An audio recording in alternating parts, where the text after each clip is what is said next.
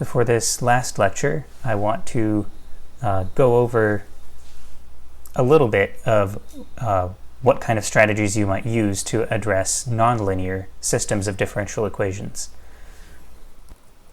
And I'm never going to assess you on this material. There's not any homework or quiz about it, so this is just totally optional if you want to sit back and enjoy. Mainly I'm doing this because we put a lot of work into learning how to deal with linear homogeneous systems of differential equations with constant coefficients. And it's actually pretty surprising how far that work can help us with the nonlinear situation. So nonlinear systems of differential equations typically you would not expect to be able to solve. If you just write down a random nonlinear system of differential equations, chances are there is no way to write down the solution in terms of nice functions. On the other side of things, a linear system of differential equations with constant coefficients, we can always solve. It's always doable. So what do we do with a nonlinear system? So a general system of differential equations. That would be something like this, right? This is sort of what I introduced very early on when we first started with the Chapter 4 material. So x prime is some function of x, y, and t. Y prime is some function of x, y, and t.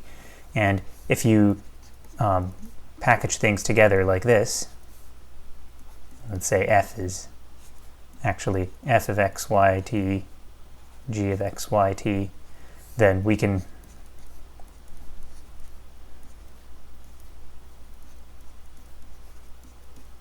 maybe express things like this. This would be a nonlinear system of differential equations. That doesn't make any sense.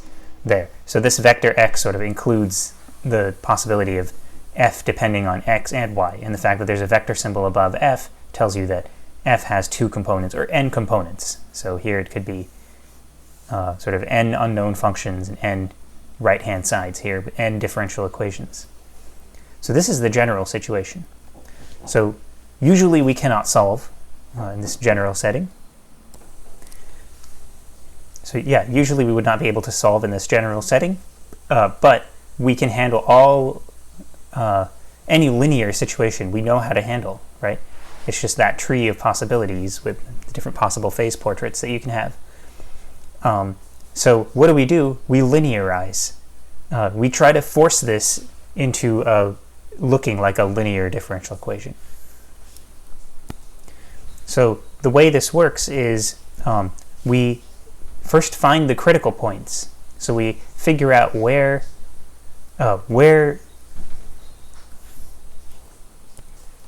okay, actually first let me get rid of this. Let's pretend there's no t dependence. What I'm describing here works when there's not explicit t dependence.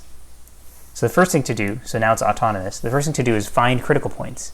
So where does this vanish? For what values of x does it vanish? So there's some points in the phase plane or phase space, if it's higher dimensional, where this will vanish, and those will be equilibrium solutions, will be there, right? Now we're used to only the origin being the only place where there's an equilibrium solution, since we've been looking at linear homogeneous systems with constant coefficients. So we get only the origin. But in general, you can get lots of critical points in different places, right? Each one can be an equilibrium, and they'll have different stability properties. And if you zoom in very, very close to any one of them, so like pick one and then zoom in very, very close, and then blow up this part of the picture, then if you are zoomed in very, very close to this equilibrium, then